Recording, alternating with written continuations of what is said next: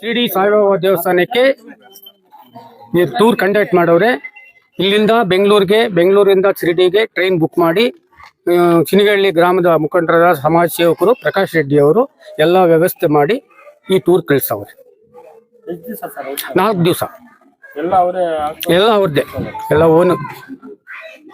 ಊಟದ ವ್ಯವಸ್ಥೆ ಎಲ್ಲ 55-60 ಜನ, ಊಟದ ವ್ಯವಸ್ಥೆ ಎಲ್ಲ ಒಟ್ಟು 65 ಜನ. ಶಿಡ್ಗೆಹಳ್ಳಿ ಗ್ರಾಮದಿಂದ ಕೆ ಪ್ರಕಾಶ್ ರೆಡ್ಡಿ ಅಂತ ಅವರು ಸಮಾಜ ಸೇವಕರಾಗಿ ನಮ್ಮನ್ನೆಲ್ಲರನ್ನು ಶಿರಡಿ ಸಾಯಿಬಾಬಾ ಹತ್ರಕ್ಕೆ ಕಳಿಸ್ತಾ ಇದ್ದಾರೆ. ಅವರೇ ಫ್ರೀ ಬಸ್ ಮಾಡಿ ಮತ್ತೆ ಅಲ್ಲಿಂದ ಬೆಂಗಳೂರಲ್ಲಿ ಇಳಿದು ಅಲ್ಲಿಂದ ಶಿರಡಿಗೆ ಟ್ರೈನ್ ಮಾಡಿ ನಮ್ಮನ್ನೆಲ್ಲರನ್ನು ಕಳಿಸ್ತಾ ಇದ್ದಾರೆ. ಮತ್ತೆ ಊಟದ ವ್ಯವಸ್ಥೆ ಎಲ್ಲ ಅವರೇ, ಮತ್ತೆ ಅಲ್ಲಿಂದ ನಮ್ಮನ್ನು ಕರ್ಕೊಂಡು ಬರೋದು ಅವರೇ. ಶಿರಡಿ ಸಾಯಿಬಾಬಾ ಒಳ್ಳೆಯದನ್ನು ಮಾಡಲಿ ಅಂತ ನಾವೆಲ್ಲರೂ కోరుకుంటా ఇదీ. ఈరోజు సినిగపల్లి గ్రామంలో షిరిడి సాయిబాబా దేవస్థానంకు సినిగపల్లి గ్రామస్తులందరూ ఇక్కడి నుంచి బయలుదేరి వెళ్తున్నారు.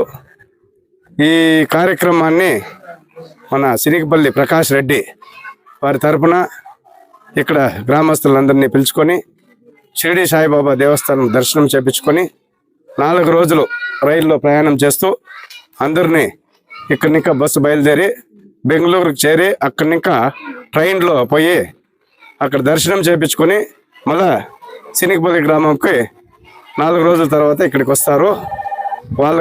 వాళ్ళకందరికీ భోజన వ్యవస్థ ఇక్కడి నుంచి తోడుకొని పోయొచ్చేదానికి అంతా ప్రకాష్ రెడ్డి గారు వాళ్ళు సేవ చేస్తున్నారు అని ఈ సందర్భంగా అందరికీ తెలియజేస్తున్నాం.